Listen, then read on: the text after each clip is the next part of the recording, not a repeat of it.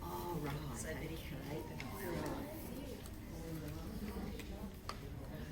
Oh, lovely. Do you want to come up a bit? No, this is fine by me. I can see everything I need to see.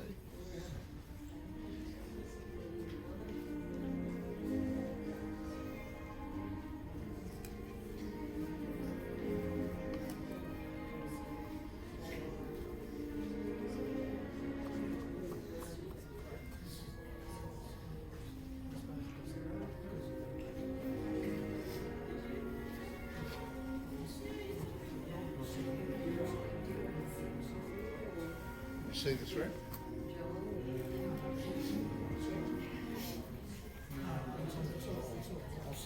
I'll sit one over. Really? Yeah.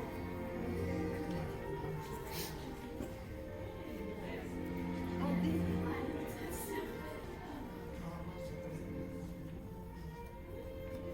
There's.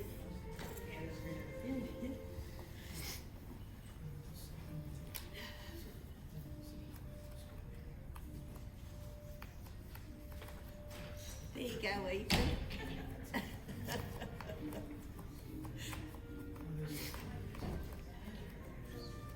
think it looked good,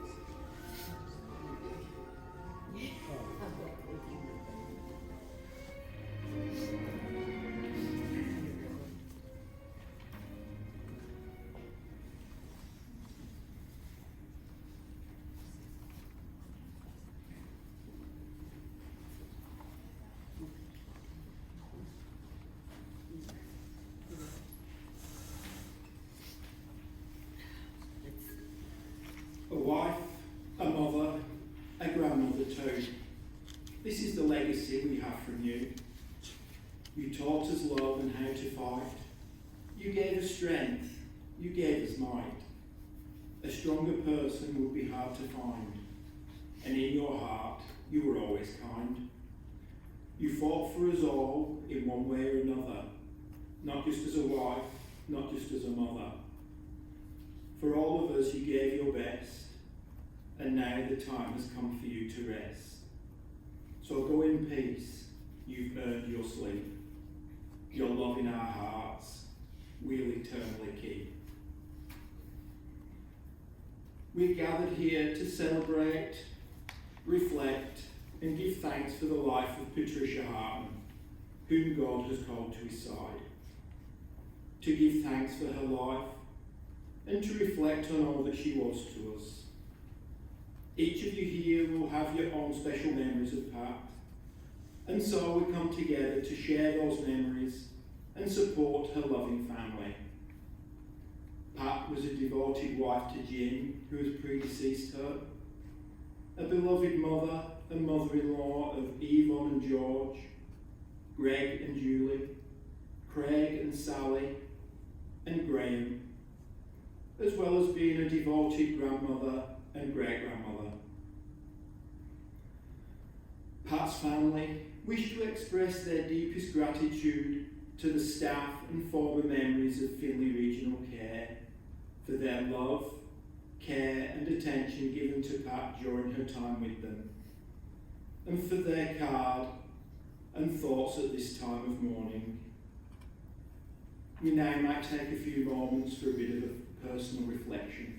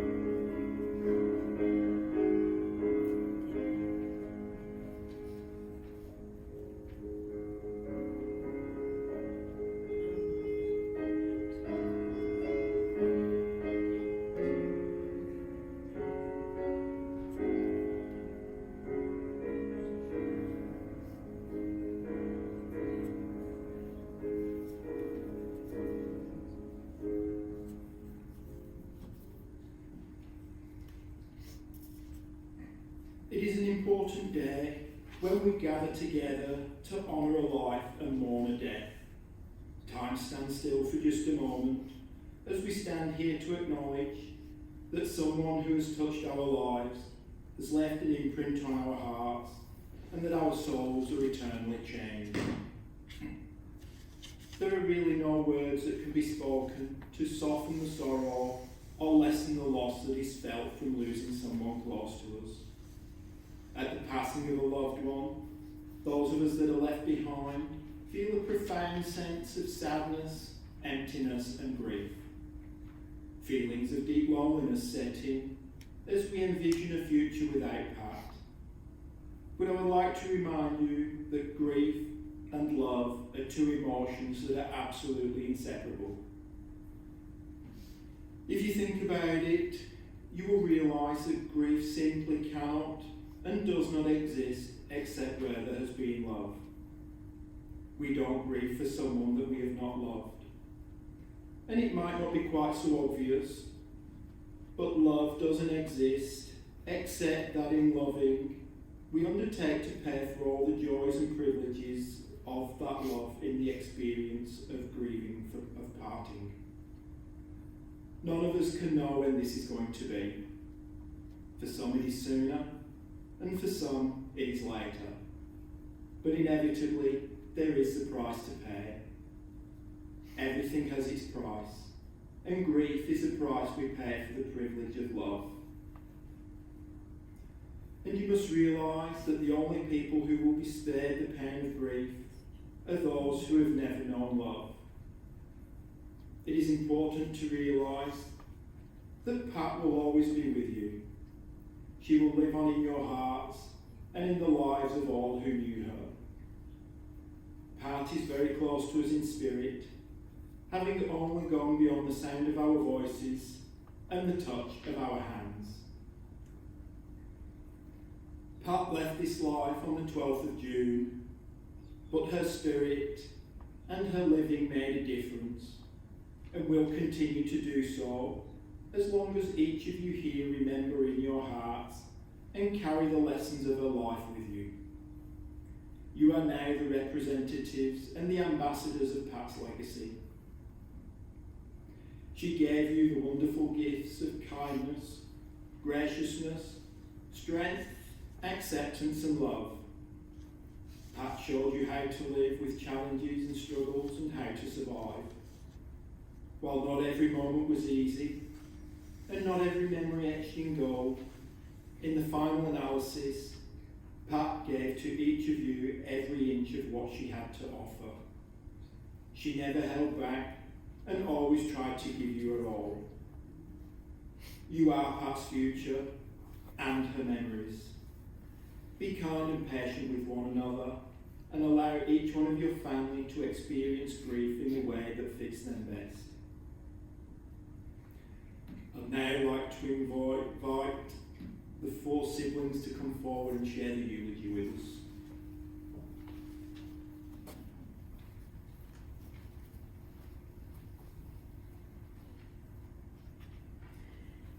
My mother had a full and varied and active life. She made friends easily and kept those friends throughout her life, including a school friend, Nerida, who lived on the farm next to Mum outside River. At 15 years old, Mum went to Wagga Secretarial College and kept in touch with those girls attending reunions afterwards. She moved back to Griffith and worked in the rural bank where she met her future husband, Jim. Mum had 4 children while living in Meadowbank. To give her a break from family life, she joined the Ladies' Midweek Tennis Club just up the road. In fact, all the ladies lived just up the road, and all of the children were about the same age, so it was a very social community. She also kept in touch with those ladies after moving to Albury Heights. While growing up, I learnt not to tell Mum a secret and went straight to Dad. Mum was good at sewing a new dress when I needed a new outfit, particularly a purple dress, which I wore, mustard shoes and a vivid bright green ribbon in dyed red hair.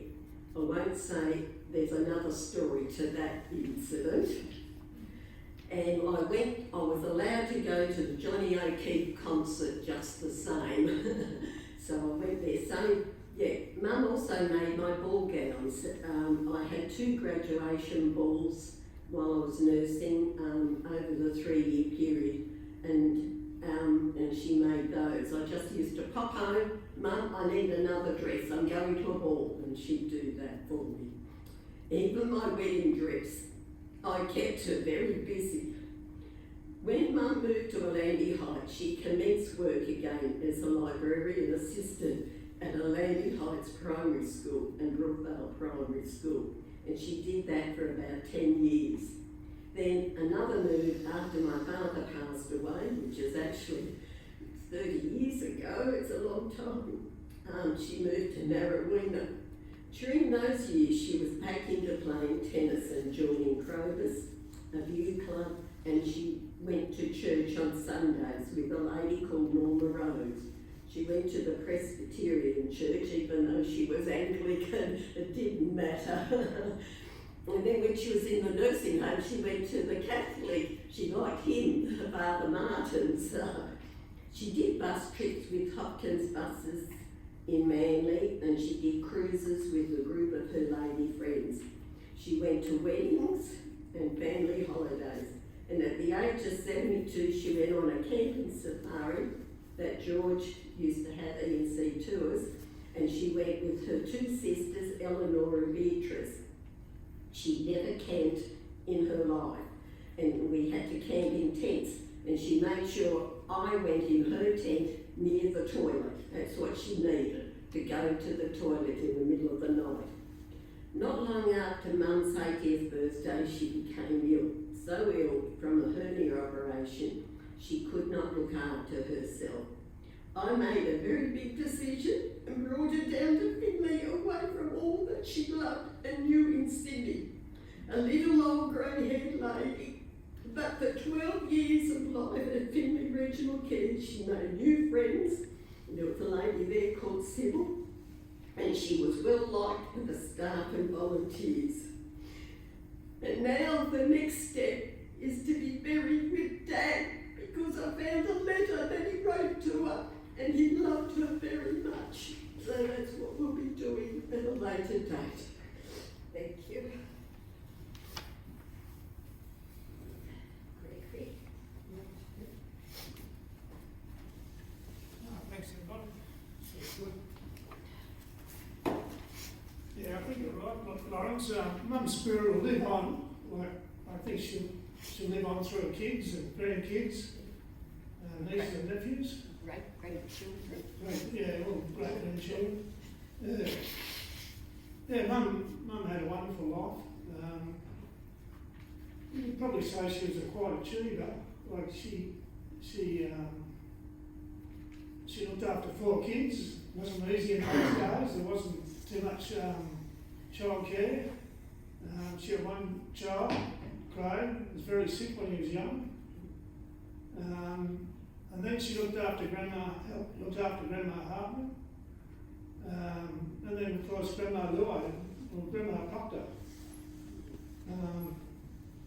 Yeah, so she was a very caring person. And with being kids, you don't notice a lot, but you'd go down the street and go into the shop, and you'd happen to mention Mum, and they'd always say, "Oh yeah, how's Pat today?" You know, Manly Vale, Narrowena. Yeah, Mum had a wide range of people she knew, and that were her friends. So yeah, she had a good life, but sadly she's passed away. Yeah, I wrote a poem for her.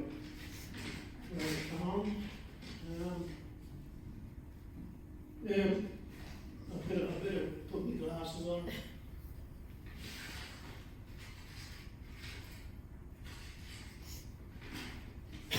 Yeah, my mother was a kind, quiet, gentle person, Mum didn't say much, but what Mum said meant something. Mum was a strong person for her size and could wheel a stick to teach me a lesson. I probably deserved it as Mum cared about me and would worry. So next time I came home, I would hurry. Mum was a good cook and housekeeper, which made me a good sleeper. Mum didn't show much emotion and went about her life without much fuss. I didn't notice this, as Mum was great in other ways. So life with Mum was good and I had great days. Mum told me 3 things which I remembered. 1 was not to stare at people as it was rude. 2, to say your piece and leave it at that. And 3, to marry June and not be a smart dude. Mum and Dad loved one another and had a great marriage. Mum would back Dad and Dad would back Mum. I can only remember 1 argument and they were together like a horse and carriage. Dad believed in equality and was happy to make Mum happy. The same for Mum. They were always trying to please one another. Every day Dad came home from work, he would hug and kiss Mum, and I would see their life together amounted to a great sum. So that's about it.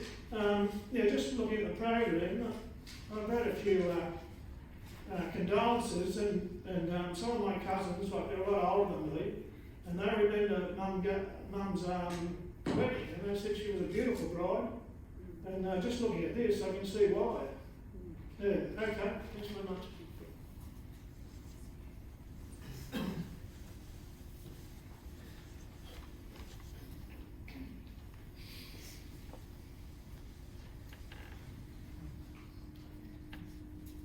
Before I read, I just wanted to say how much I want to thank people for looking after Mum when Mum had to move from Sydney to Finley because she was unwell, and for over a decade beyond, you've been amazing to look after Mum down in Finley.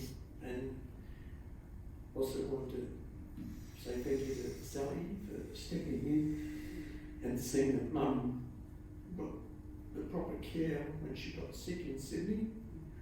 And it was unfortunate, it was something that was unexpected.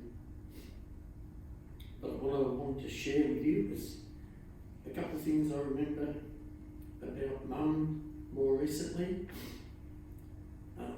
One of the things that you may all know is that Mum loved music, film and theatre.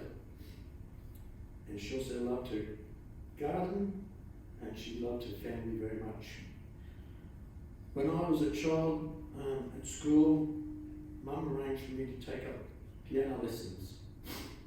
Unfortunately, I only did this for a short time.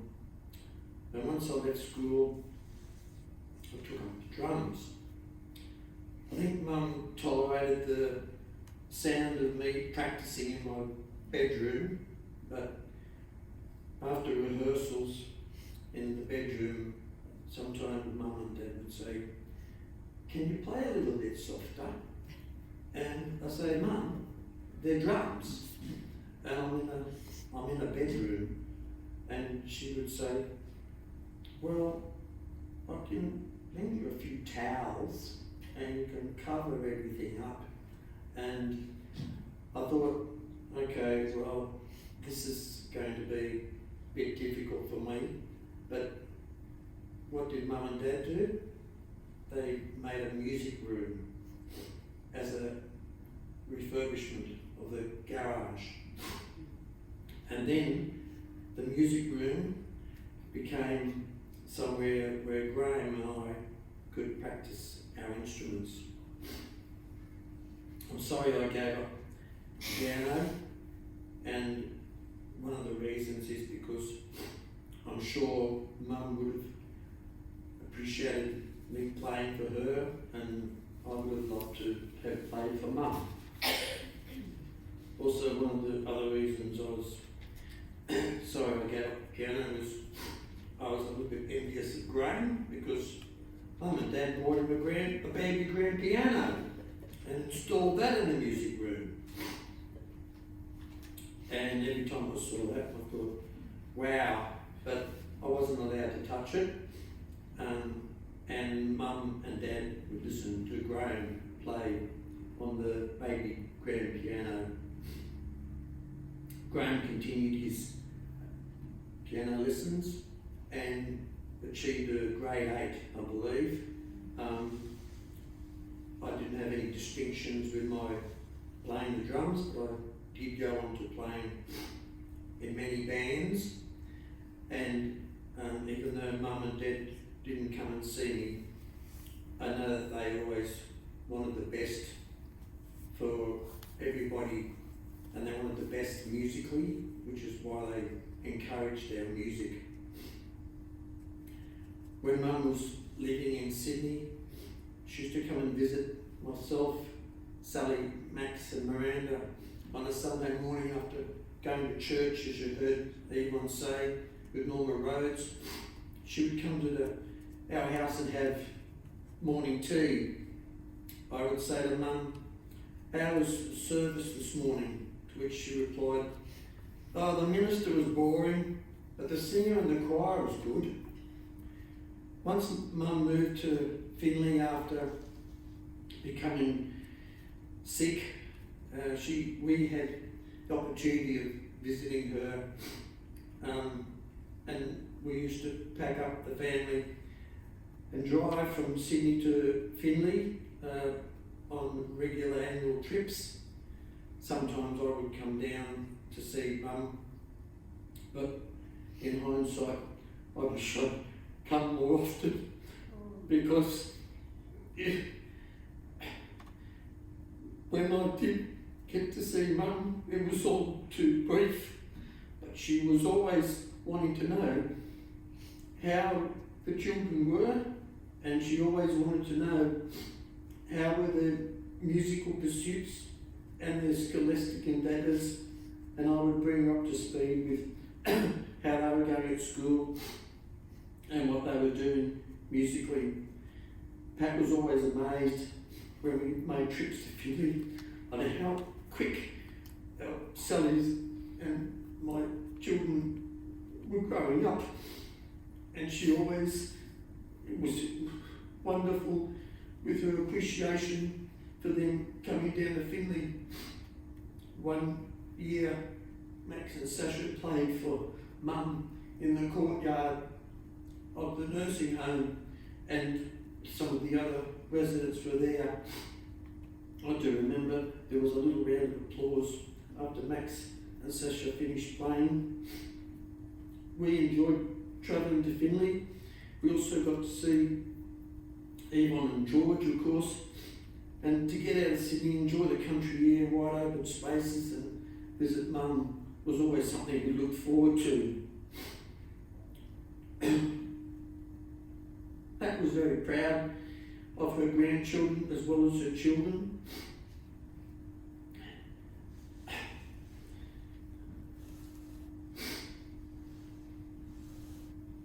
I would bring Mum often on the phone from Sydney and ask her how she was. This was after, unfortunately, Mum started to experience delirium. So the conversations were always very brief.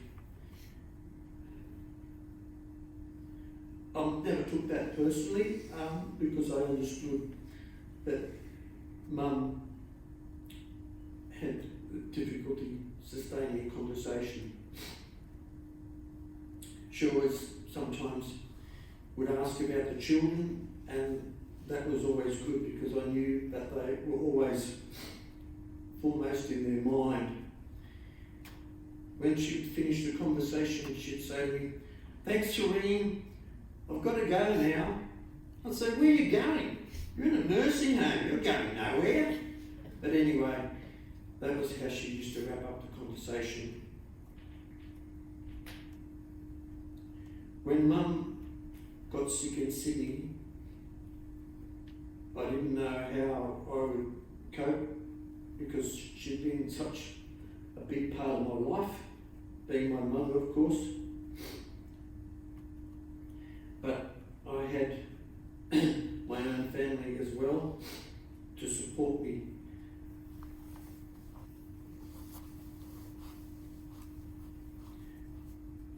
Mum broke her hip in the Finley Regional Nursing Home. I went down to be with her and to help her with her rehabilitation. I stayed with Evelyn and George on my daily visits to the hospital. The first thing she would say to me is, "How are the boys going with their music? And is Miranda still doing dance and ballet?" That was almost in her mind. I rang Mum on the day before she passed away. I put Miranda on the phone to say hello, and the first thing Mum said was, "Hello dear, you're still doing ballet." We all love her very much, and in memory of her love of music, Sasha's now going to play a piece chosen especially for her. I'm sure Mum would approve.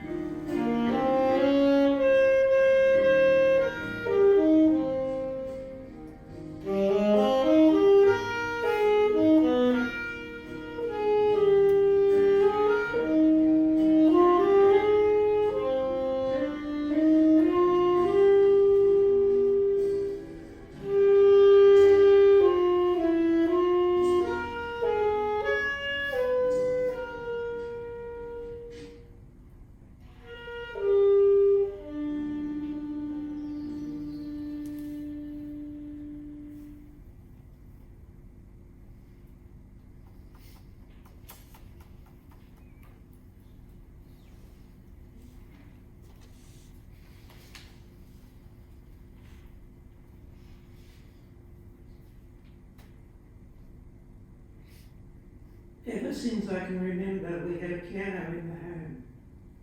Classical music always formed a part of our family growing up, as I was learning to play the piano. When Dad passed away, I lived with my mother for many years at Albury Heights, then Narrowena in Sydney. We loved going to see live music together, whether it was a concert performance, musical theatre or opera. Diverse artists such as pianist Roger Woodward to singer and pianist Harry Connick Jr., from Wangaratta Jazz Festival to the Sydney Opera House. It was a shared appreciation that often included going to the movies. She preferred the historical films and period costume dramas. Mum was a constant reader, mainly fiction novels, regularly borrowing from the library or buying second-hand books. In 2010, this all changed when she suffered a hernia and entered aged care. At Finley Hostel, one of the activities for residents was a weekly visit from a local entertainer, dismissed it by Mum as being too awful and singing the same old tunes. I jokingly said to her, well, we could call on the likes of David Hobson or Marina Pryor, but I'm sure they wouldn't come to the Southern Riverina. Mum, you were ever present in our lives, caring and pragmatic, happy to catch up with family and friends. You have led a rich and varied life. You are forever in our hearts. We will miss you dearly.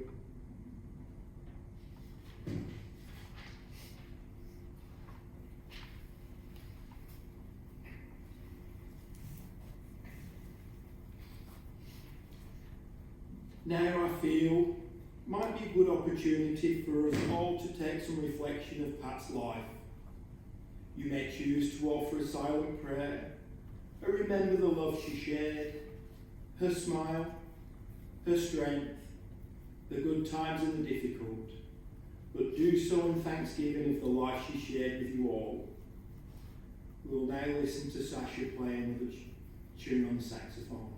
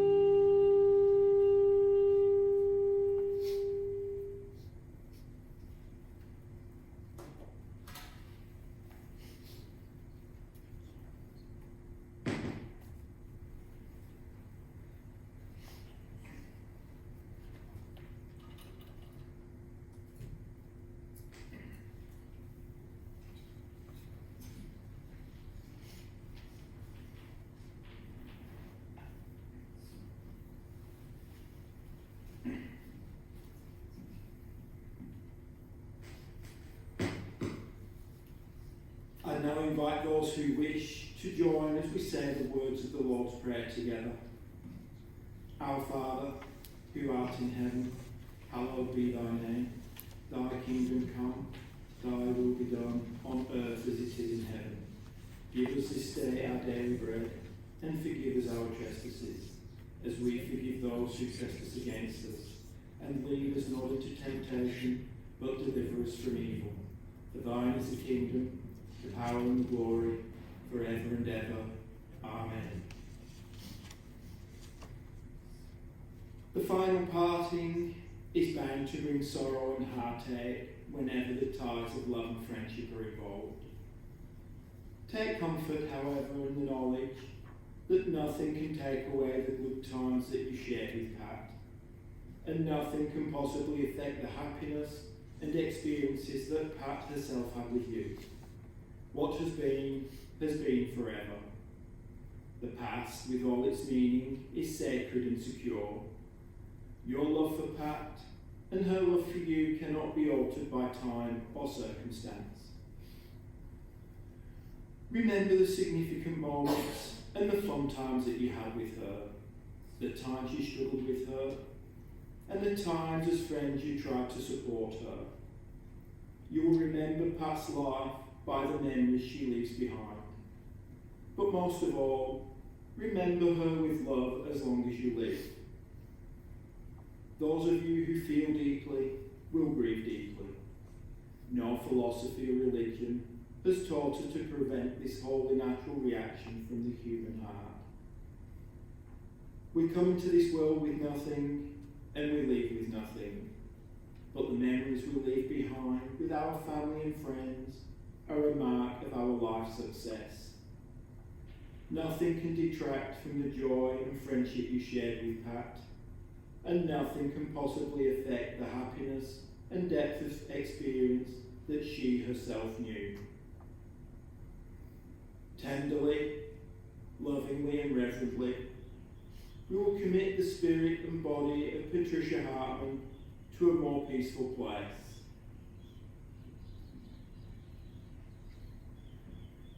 We give thanks for your life and for your years of love, friendship and your memories. Thank you, Pat. Thank you for the good times. Thank you for your hard work. Thank you for your love and laughter. And thank you for being you.